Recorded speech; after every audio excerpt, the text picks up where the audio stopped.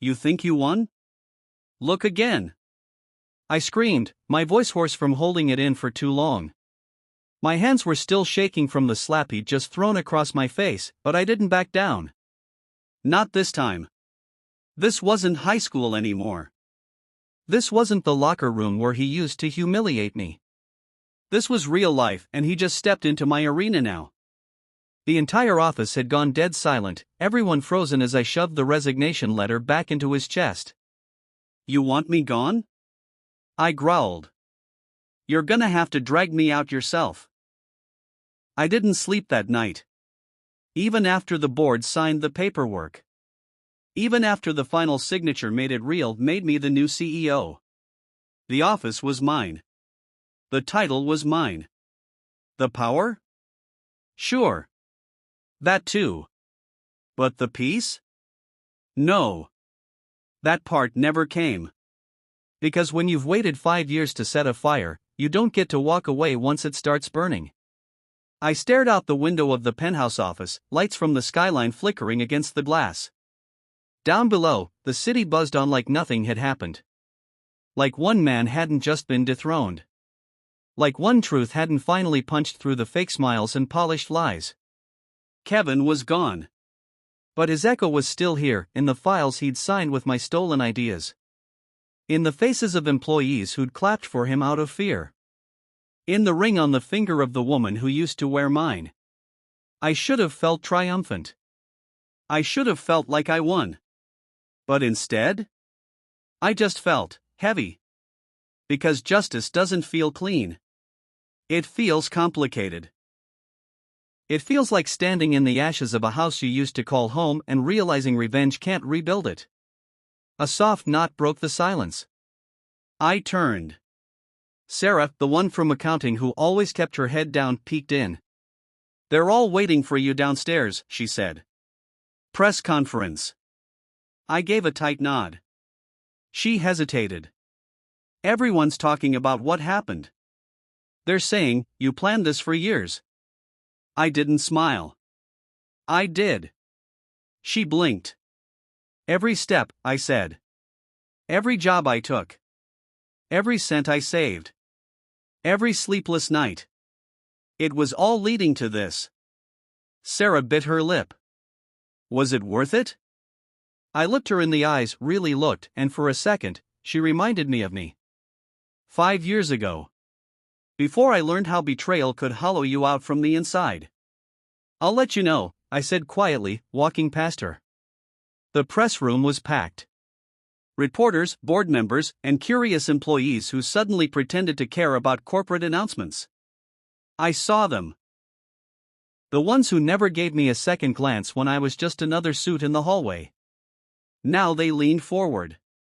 Now they took notes. Funny what power does to perception. I stepped to the podium. Cleared my throat. And then I didn't read from the script. I didn't parrot the PR line the communications team had drafted. No. I looked into the cameras, and I told the truth. I didn't get here the usual way, I began. I didn't climb the ladder. I was thrown off it. Fired. Framed. Forgotten. I watched someone else take everything I worked for and I let them. For a while. I paused. Until I realized something, no one was coming to save me. Not the system. Not the board. Not even the people who said they had my back. I let the silence settle. Then I leaned in. So I saved myself. After the conference, people clapped. People I didn't even know. But I wasn't looking for applause. I was looking for her. And sure enough, she was waiting for me near the elevators, her arms folded, face unreadable. Taylor. The woman who once promised forever, and broke it in a heartbeat. Impressive speech, she said flatly. I looked at her. You came all this way for sarcasm? She didn't flinch. You're not the only one who can make moves, you know. I raised an eyebrow. Is that supposed to mean something? She stepped forward, lowering her voice. You may have fired Kevin, but he still owns 19% of this company. And he's not going quietly. I smiled. But it wasn't warm. Tell him to try me. She narrowed her eyes. You really changed. No, I said. I just stopped pretending to be the man you wanted and became the one I needed to be. Taylor didn't respond. She just looked at me like she was searching for a trace of the guy she left behind. But he was gone. Buried beneath 5 years of scars. Before she could speak again, I turned. We're done here, I said. That night, I sat alone in my office, lights off, door locked. The war wasn't over. Kevin wasn't finished. And Taylor? I didn't know what side she was on anymore. But I did know one thing: for the first time in years, I wasn't afraid. Because now, I had the power to fight back. And I wasn't just going to win. I was going to expose everything. They always say revenge is best served cold. But I never believed that. Because when you've been burned alive, when you've watched your best friend stab you in the back and your wife twist the knife, cold isn't enough. You want fire. You want it to hurt. The next morning, I walked into the war zone smiling. Not because I was happy. But because I'd already set the trap. And now, I just needed to let them walk into it. Kevin's name was still on some of the press documents, legal inertia, nothing more, but that didn't stop him from strutting into the building like he still owned it. Tan suit. Cufflinks worth more than my first car. Same smug expression that once got him out of every mess. This time? He wouldn't be walking away. You made a big mistake, he said, stepping into my office uninvited. Thinking you could just take the company without consequences. I didn't stand up. I didn't even look surprised. No, Kevin, I said calmly. My mistake was trusting you 5 years ago. Everything else? I planned. He scoffed. You think some board signatures scare me? I've been in this game longer than you. You've got a title, sure. But I've got leverage.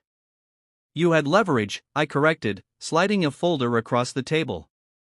His hand paused. He opened it. And then, just for a second, his expression faltered. The photos. The bank statements. The emails. All of it. Every secret he'd tried to bury, unearthed. You son of a... Careful, I said, cutting him off. You're on camera. His eyes darted to the corner. Sure enough, the little red light on the security feed blinked. Smile for the shareholders, I added. Or don't. Either way, they're getting a copy of this conversation. Kevin's face turned pale. Then red. Then pale again. He leaned in close. This isn't over. I smiled this time for real. I know. That's what makes it fun. I didn't sleep again that night. Not because I was afraid. But because I finally had the upper hand. And I wasn't going to waste it. I dug. I pulled emails. I combed through years of financial data, the ones Kevin and Taylor thought were safely hidden. But nothing ever really disappears. Especially not when the guy you stole from has spent 5 years learning how to play your game better than you. Every late-night spreadsheet. Every deleted file. Every quiet little deal signed in shadow. I found it all. And now I was going to bring it to light. 3 days later, I walked into the quarterly shareholder meeting not as the guy who used to fetch coffee, but as the man who now signed their checks. I walked past the front row. Past the row Kevin used to sit in. Past the seat Taylor used to claim beside him. And then, with the entire company watching, I dropped the hammer. A full breakdown of the fraud. The shell companies. The stock manipulation. Names, dates, signatures. It wasn't just Kevin. It was them. Together. My former best friend and my former wife. They didn't just betray me. They robbed everybody. Gasps. Whispers. Phones came out. Emails fired off. Kevin stood up. "This is slander," he shouted. I turned to the crowd. "Let him speak," I said. "We've got time." But Kevin didn't speak. Because the look on his face said everything he hadn't expected me to know. He thought I'd come back to brag. He didn't know I'd come back with evidence. And Taylor? She just sat there, frozen. For the first time, I saw fear in her eyes. Good. Because now, she knew. I wasn't the man they left behind anymore. I was the man with nothing to lose and everything to expose. The meeting room emptied like it was on fire. People whispered as they walked past me. Some looked at me like a hero. Others like a ghost. I didn't care either way. I hadn't come for applause. I came for answers. Because even after everything, the betrayal, the lies, the years they stole, one question still burned through my skull. Why? Why did the woman I gave everything to trade me for the one man she knew would destroy me? I found her alone later that day. In the office that used to be mine. Taylor. Still dressed like perfection. Still carrying herself like the queen of some kingdom she didn't build. But this time, her crown had cracks. "You got what you wanted," she said bitterly, not turning around. "No," I replied. "Not yet." She finally looked at me. "Then say it. Say whatever it is you came to say." But I didn't yell. I didn't insult. I just stood there and asked the question I never got to ask. Why? Silence. For a full 5 seconds. And then she laughed. Not a happy laugh. Not even a bitter one. Just hollow. "You really want to know," she said. "You really think it was about him?" My silence told her to keep going. "You were too safe," she said, her eyes dark now. "Too nice. Too good. Always planning, always saving, always thinking 10 steps ahead. You never let life surprise you. You never lived." "And Kevin did?" She shrugged. "He made me feel things I didn't know I wanted. He knew how to take things. You always waited to be given permission." That cut deeper than I expected. But she wasn't done. "You built a life for us. I know. You worked late, skipped vacations, put everything into the company for me. But I didn't want a provider. I wanted a partner. And you never let me in." I breathed in deep. Let the words sink in. Because part of me had feared this moment for years, the moment I'd realize I wasn't just a victim, but also the architect of my own pain. "You could have told me," I said softly. "You could have talked to me." She looked away. "I tried," she said.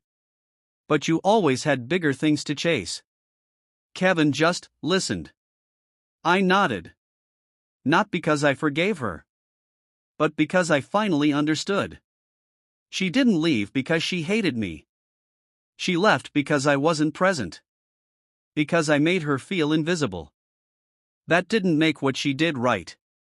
It didn't undo the betrayal. It didn't fix the wreckage. But it explained the spark that started the fire. And knowing that? That was enough to start healing. But healing doesn't mean reuniting. So I said the final thing I ever needed to say to her. "You're right. I wasn't perfect. I had flaws. I still do. But I never lied. I never strayed. I never stopped showing up." I turned to leave. But stopped at the door. "And for what it's worth," I added, without looking back. "You didn't break me. You built me. Thank you for that." She didn't reply. She just sat down slowly, like the weight of what she'd lost had finally hit her. I didn't need to see her cry. I'd already cried enough for both of us. They say when a house burns down, the smell of smoke never really leaves. That's what it felt like walking through the company halls that week, like everything was coated in the memory of betrayal. Like even the walls had watched me get stabbed and were still mourning in silence. But the fallout wasn't silent. Not anymore. The boardroom that once ignored me now couldn't stop calling. The same executives who used to treat me like a background prop now quoted my values back to me like scripture. Integrity, transparency, team first. Too late. The damage was done. And it was time to do something about it. Kevin made one last attempt to salvage his image. Of course he did. He called a press conference. Wore a black suit like he was at a funeral, but his smile was sharp as ever. The snake thought he still had venom. I showed up uninvited. Not to stop him. To expose him. He stood on stage, clearing his throat into a mic. There have been misunderstandings, he began, looking somber, but let me be clear, I have always acted in the company's best interest. This so-called evidence was manipulated.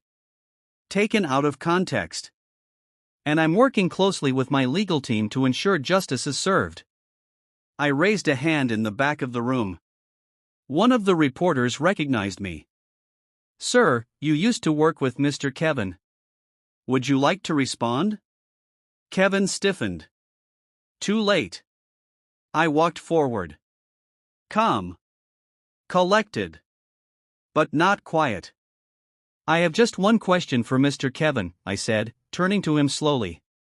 Do you still deny transferring over $2.7 million into a private account in Zurich, using company funds, an account that, by the way, was in both your and my ex-wife's names? A gasp. Flashes from cameras. Whispers. One reporter dropped her pen. Kevin blinked. I want to remind the public that these are unsubstantiated accusations. I pulled a remote from my pocket. Clicked a button. Behind me, on the projection screen, popped up a recorded video. It was Kevin. Drunk. Sloppy. Smiling wide in a private Zoom call he never knew I recorded. Taylor thinks you'll never find out, he slurred. But I'm not worried. He's too nice. That's why we won. He's too soft to fight back. Silence. Then outrage. The press exploded. Reporters shouting. Questions flying. Kevin's mask cracked. Finally. He yelled at the reporters. Stormed off the stage. Knocked over a camera. And just like that, the empire he built on deception began to crumble.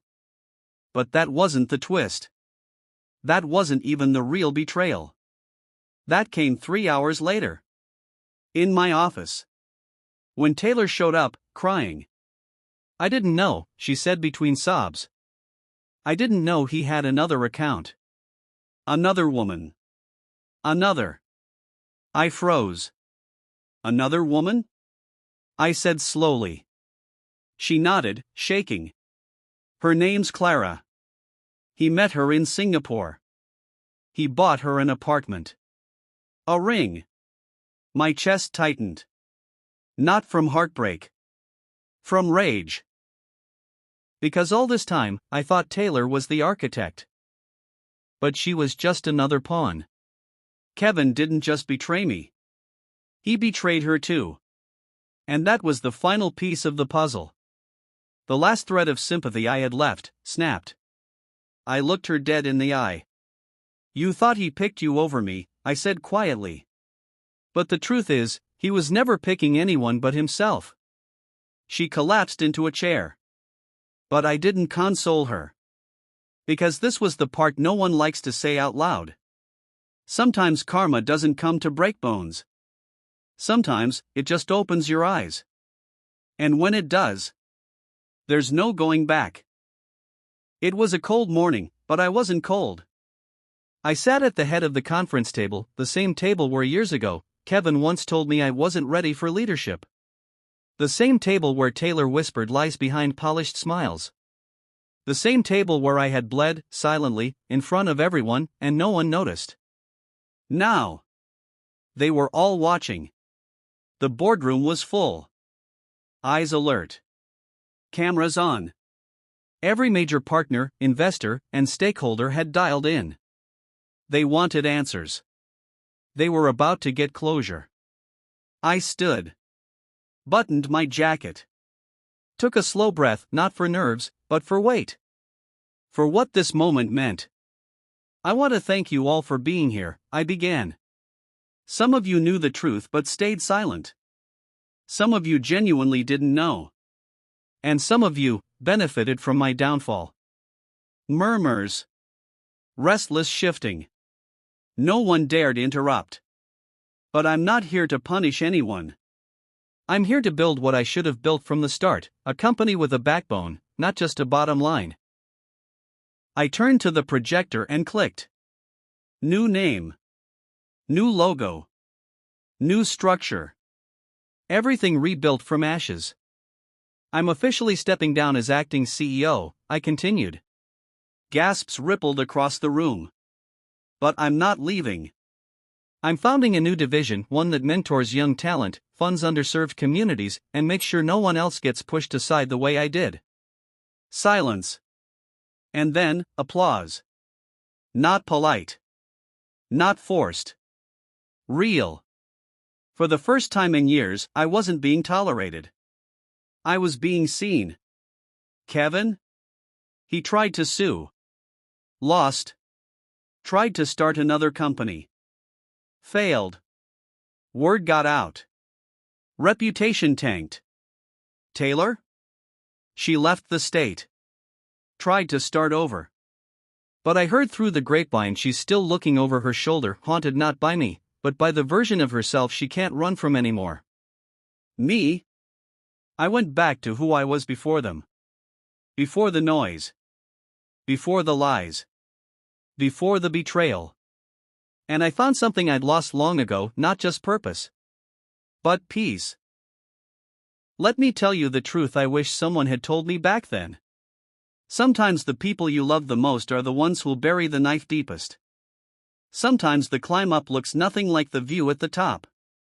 And sometimes, losing everything is the only way to find what matters. But when you do, you fight. You stand. And you never let anyone make you feel small again. Because the same fire they tried to burn you with? That's what you'll use to light your way forward.